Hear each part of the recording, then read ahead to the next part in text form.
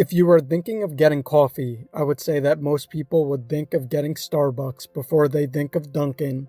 If you wanted a donut though, you would definitely go to Dunkin. And since you are there, why not get some coffee? This is where the main difference in the two lies. Also, the brands represent two very different things. Starbucks is perceived as more of an upscale coffee for people that don't mind spending a few extra dollars on coffee and those who are a bit more of coffee snobs. While Dunkin's brand is seen as the blue-collar working man's brand. You run in, order a black coffee with no frills, and go about your day. In this video, we're going to look at how each of these companies got their start, how they are competing with each other in different ways, and how are they changing for the future. For the 718th time, we present Camaro versus Mustang. Many of us rely on them to get around, and I always wonder, you probably do too, which one is better? It's just one offensive in its battle with rival Pepsi for hearts and taste buds. Before we begin, as always, don't forget to like and subscribe to support the channel. William Rosenberg started out by owning his own food trucks.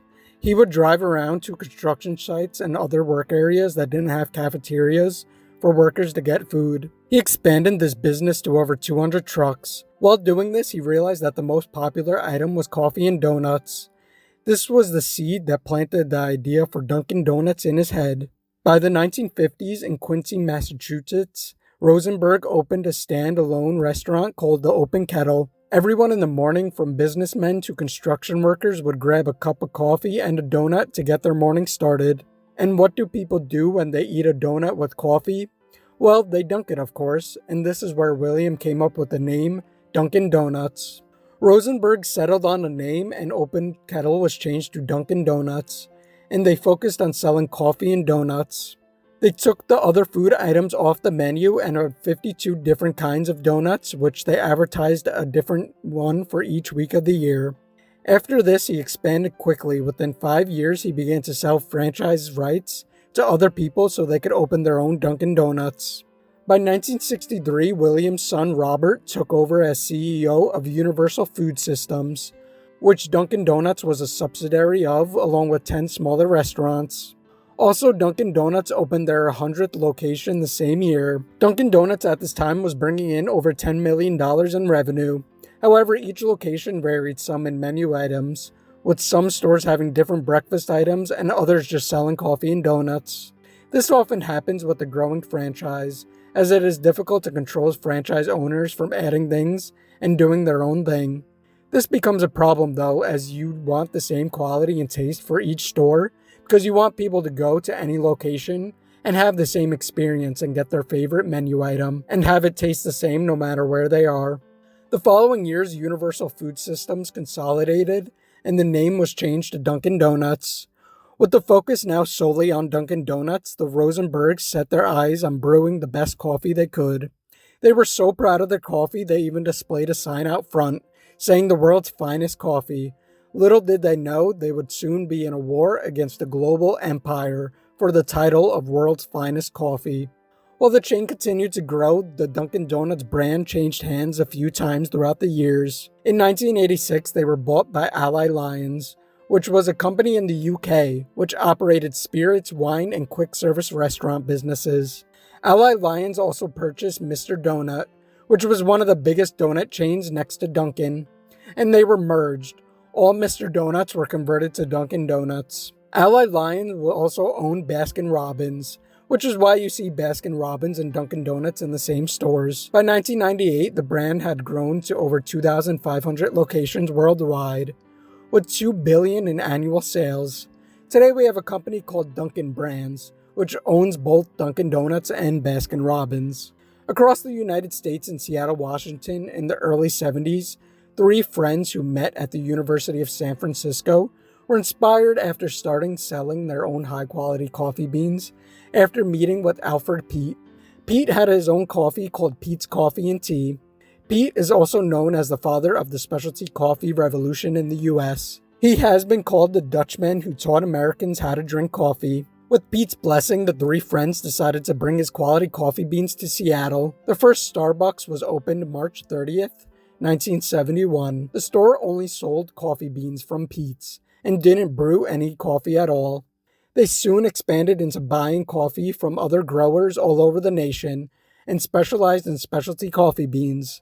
It wasn't until their sixth location, which opened in 1984, that they actually started to sell brewed espresso by the cup. Schultz was exposed to coffee in Italy on a trip to Milan in 1983 to buy coffee beans for the Starbucks stores. On his return, he worked to persuade the company's owner to offer traditional espresso beverages in addition to whole coffee beans, tea leaves, and other spices.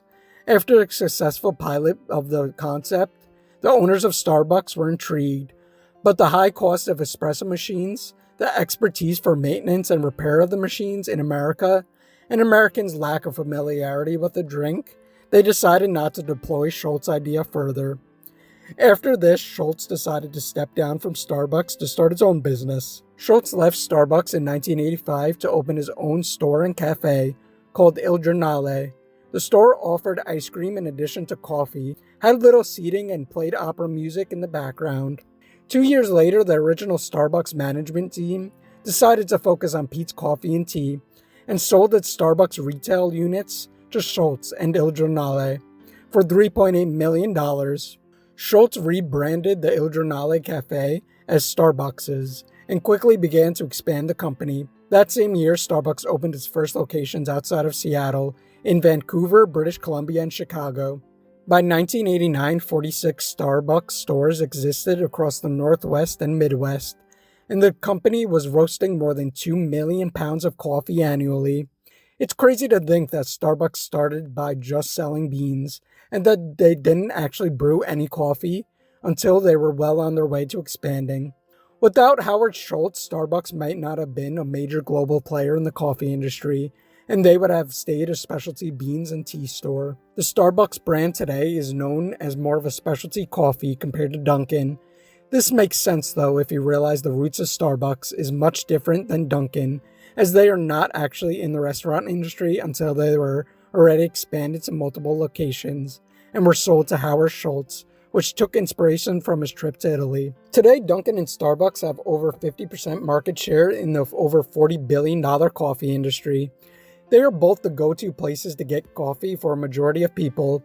Dunkin' Donuts now has around 14,000 locations, which makes them the largest chain of donut shops across the world. They are very US-centric based though, with over 10,000 locations in the US alone, and only have around 4,000 stores internationally. They are also primarily an East Coast-based chain, which makes sense because they did start out in Boston, but they slowly have been moving west and opened their first locations in California back in 2014. They already have plans to open 200 more locations in California, and they believe that California will eventually have over 1,000 locations. Over the last 10 years, their overall sales have been steadily increasing year over year, and in 2019, they brought in around $9 billion in sales. To make it even more impressive, their same-store sales have also been positive in over the last 10 years, not including 2020, when their stores were shut down for the majority of the year. Same-store sales are a great metric to use for retail companies.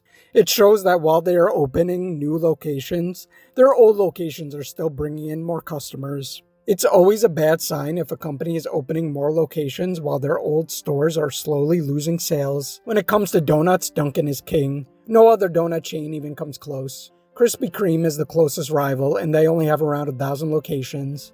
This is where the biggest difference comes from Starbucks. Dunkin' brings people in for their donuts, and while they are there, they get their coffee. Dunkin' is trying to change this though, and they are putting more emphasis on their coffee and even changed their name to just Dunkin' and took out the donuts.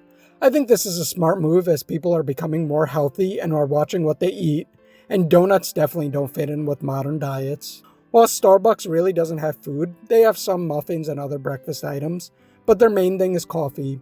While Dunkin' has breakfast sandwiches and a much larger food menu overall, it's impressive that Starbucks grew so big, only focusing on coffee and not having another item to bring people into their locations. They have almost 30,000 locations. This is double the locations of Dunkin' currently has. They are also spread around the world. They have 5,000 locations in China, 1,500 in Canada, and 1,200 in both Japan and Korea. In 2019, they had over $26 billion in revenue. Their success comes from never compromising on quality, from their coffee beans to their employees. All employees are paid fairly well and have full benefits. This resulted in a lower turnover so people could be trained properly and know how to make coffee correctly. Starbucks opened more stores every year from 1987 to 2001. This is an insane amount of growth for a small Seattle-based coffee company. They also partnered with other companies to expand their brand. In 1994, they partnered with PepsiCo to make store-bought Frappuccinos in bottles. And in 1998, they partnered with Kraft Heinz to start making packaged coffee grounds, so people could brew Starbucks coffee in their own homes. They also grew from acquiring other brands. In 2003, they paid $72 billion for the Seattle-based coffee company, which owned the brand Seattle's Best. They also bought Teavana for $620 million in 2012. From constant new store openings to acquiring other brands, Starbucks is the largest coffee brand in the world, and nothing really comes close. Compared to Dunkin', Starbucks is a much bigger company with a lot more locations and subsidiaries. They also are bigger internationally than Dunkin' and are expanding more aggressively overseas. When it comes to coffee, I think the two fill very different markets, and I think they both like this. Dunkin' is seen as the working man's coffee with no frills or extras, while Starbucks is seen as more of a specialty coffee. Even walking into the stores, they have a much different vibe. Starbucks has more of a cafe vibe, while Dunkin' has more of a fast food, get in, get out vibe. They both come from humble beginnings and have become dominant in their own respective markets. Who do you think has the better coffee, Dunkin' or Starbucks? And what do you think about Dunkin's rebranding? I would love to hear what you have to say. And with that being said, as always, thanks for watching, and like and subscribe to support the channel.